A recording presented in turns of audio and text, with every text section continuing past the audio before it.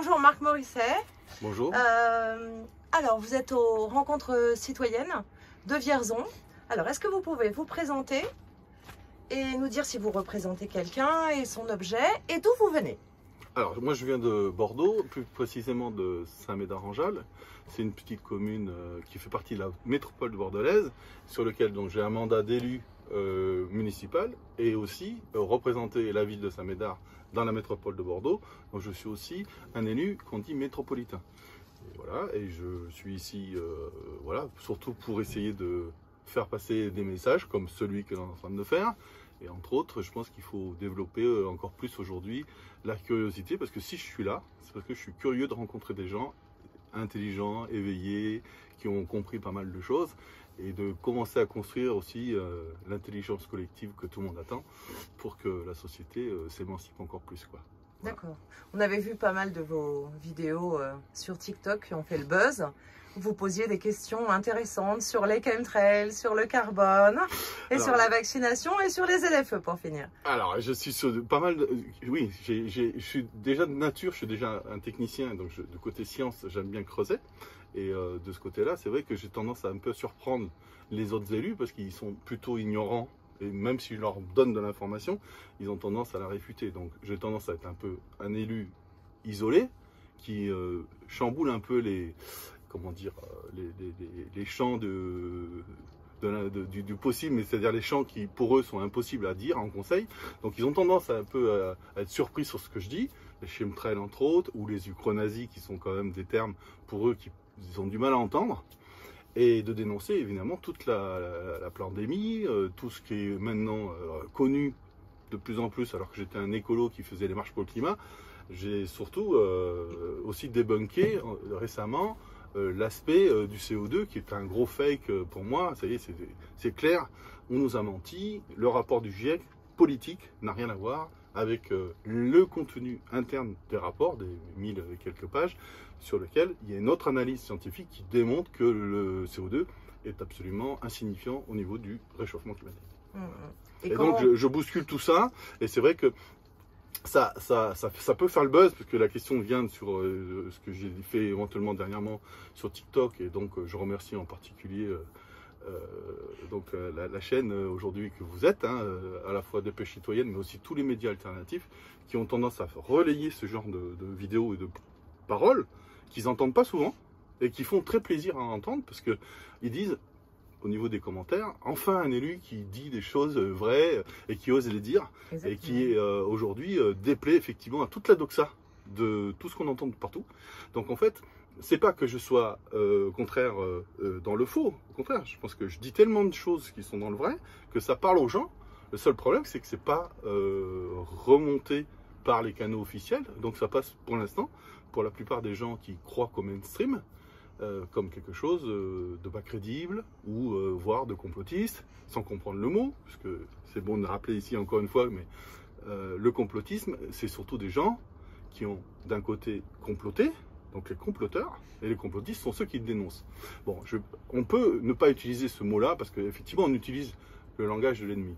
Et je pense que de ce côté-là, il faut aussi essayer de remonter sur le fait que les prévisionnistes sont avant tout des gens comme moi, qui sont aujourd'hui ceux qui disent, qui dénoncent les complots, parce qu'ils ont eu la patience, la curiosité et la pugnacité d'essayer de retrouver de l'information en dehors des canaux habituels. Et comment c'est vécu dans l'Assemblée? Parce que j'ai vu qu'on vous coupait le micro éventuellement, donc comment vous le vivez? Parce que ça doit être assez difficile d'aller envers et contre toute une Assemblée comme ça. Est-ce que...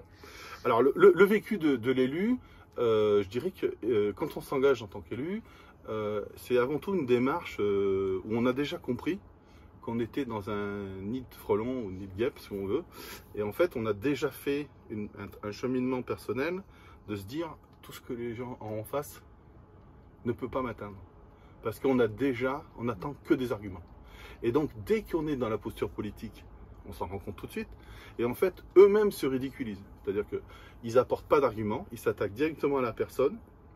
Et ben en fait, c'est encore pire. C'est-à-dire que moi, ils me démontrent qu'en fait, ils ont non pas l'intelligence d'apporter dans le débat des arguments qui pourraient me convaincre de changer, parce que je pourrais très bien évoluer dans leur sens. ça fait partie du débat? Eh bien non, au contraire. Ils s'entêtent à dire des choses presque insignifiantes ou méprisantes, voire effectivement directement sur la personne, et en essayant de me toucher. Et ça ne me touche pas, au contraire, c'est encore pire. Je comprends tout de suite que c'est même pas la peine de continuer à discuter avec des gens comme ça, parce qu'ils sont au contraire en train de s'autodétruire devant moi.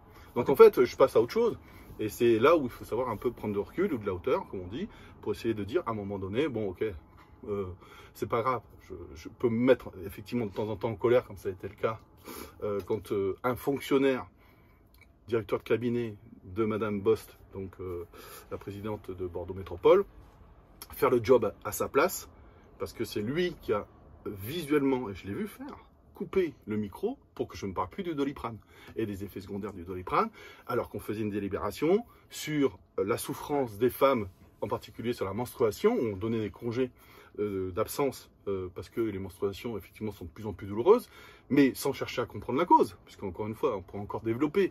J'aurais pu parler d'où vient la souffrance aujourd'hui, des règles difficiles, et en particulier aussi, j'évoque souvent le phénomène de la société homme-femme qui souffre, parce qu'il y a des effets secondaires qui ne touchent pas que les femmes. Donc aujourd'hui, on met ça sur la menstruation, ça arrange bien politiquement d'essayer de faire une délibération un peu fourre-tout sur la souffrance des femmes, on prend en compte, on est un peu entre guillemets féministe et tout va bien.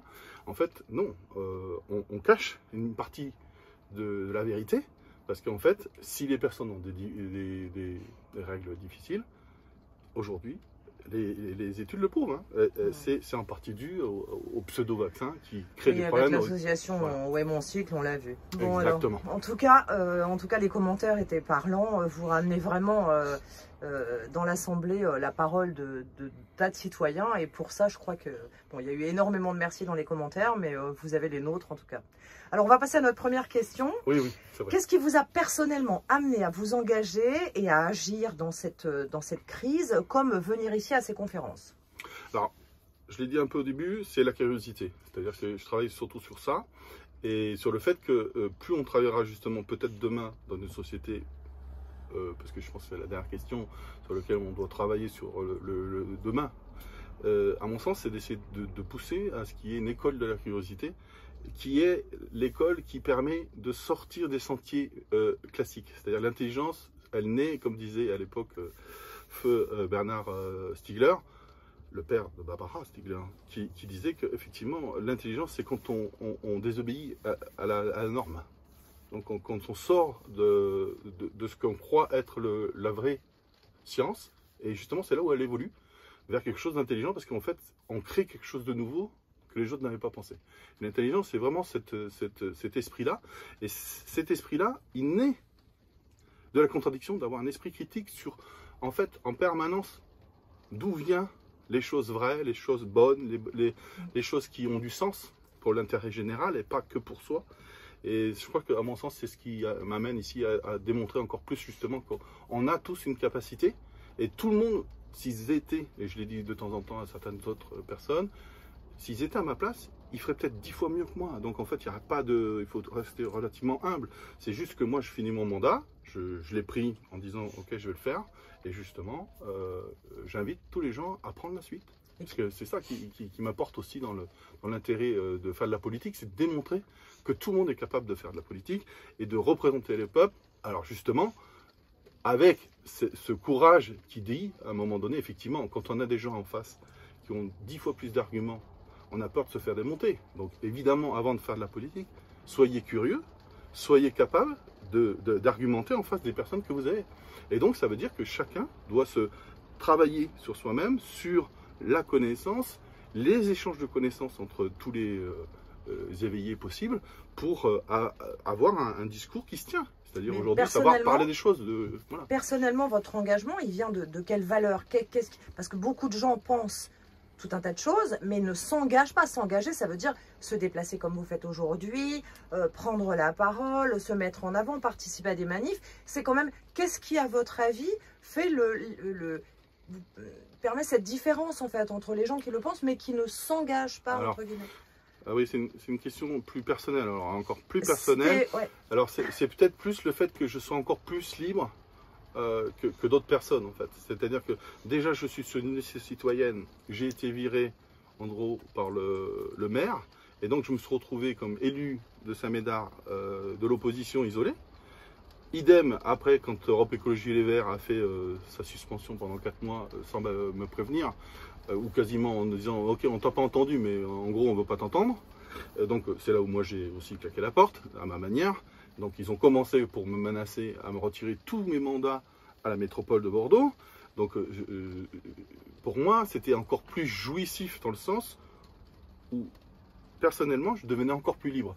Et quand on assume cette liberté, on a après une capacité, je pense, qui est offerte de savoir qu'est-ce qu'on veut faire soi-même de sa vie quand on est encore plus libre. Et on lui donne du sens, je pense, par le fait de redonner aux autres ce qu'on sait déjà, plus de se nourrir des autres pour essayer encore d'alimenter le débat et de construire cette intelligence collective. C'est profondément humaniste et altruiste en fait. Alors ça en fait partie. Oui, c'est gentil de le souligner. Non, enfin, si je devais le qualifier, il n'y a pas de gentillesse. Oui, c'est pas une gentillesse, mais je veux dire, c'est. Oui, c'est bon de l'entendre en tout cas. Voilà. Okay. Ouais, okay. Alors, question numéro 2. En quoi pensez-vous que ces rencontres citoyennes sont nécessaires, utiles, particulières, etc.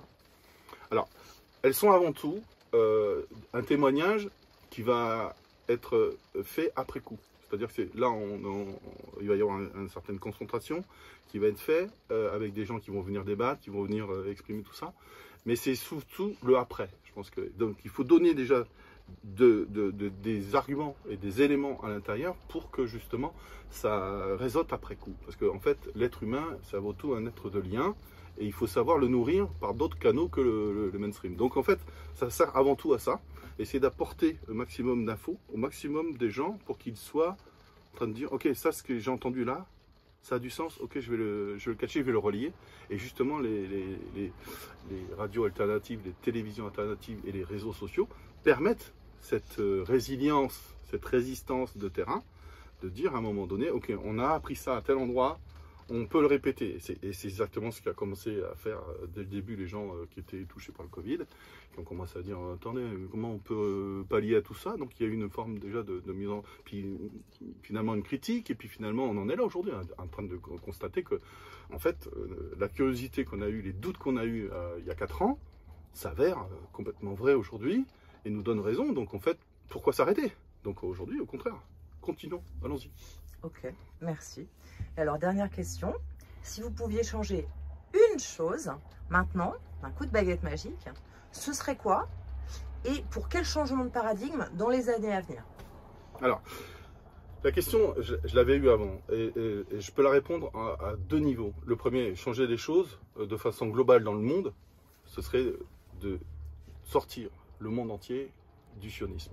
Donc là, on est complètement avec des États corrompus qui sont dans une démarche religieuse sous couvert religieuse, hein, c'est-à-dire, mais avant tout derrière c'est plutôt du satanisme, parce que derrière effectivement le sionisme n'a rien à voir normalement avec la religion juive, hormis le fait d'utiliser le peuple élu comme étant, je dirais, le faire valoir, d'essayer de faire un grand Israël avec un nouvel ordre mondial qui aurait la main sur tout le reste. Bon.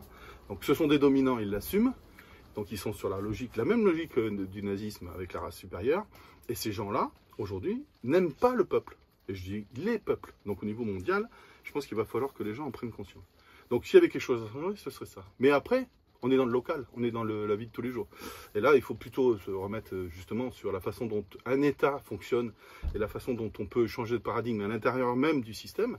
Donc c'est de s'intéresser un petit peu plus à certains mouvements alternatifs. Donc il y a en ce moment, on va dire, la branche RIC, avec les référendums d'initiative citoyenne, avec ça mis en permanence, avec du débat suffisant pour essayer de faire en sorte qu'on révoque un élu. Et donc par rapport au système actuel, c'est déjà un début d'essayer d'instaurer une démocratie par le bas. Bon, ok. Mais je pense que c'est pas suffisant. Il faut rentrer encore plus dedans pour le changer de l'intérieur. Et pour moi, c'est le mouvement dans lequel j'ai commencé à initier ça en début de mandat municipal. C'était le mouvement du municipalisme où on reprenait la main sur le fait que la codécision, elle se faisait avec les habitants et non plus avec un maire qui dicte sa loi. Au contraire, on met en débat en permanence le débat local, de ce qu'on veut faire.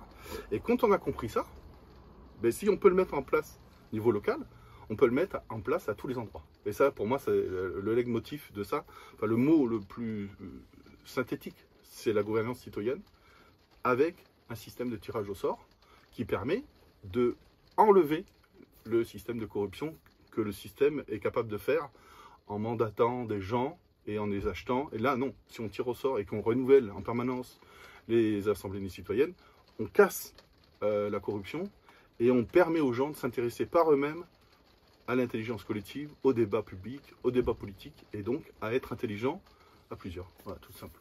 Bah écoutez Marc, merci beaucoup.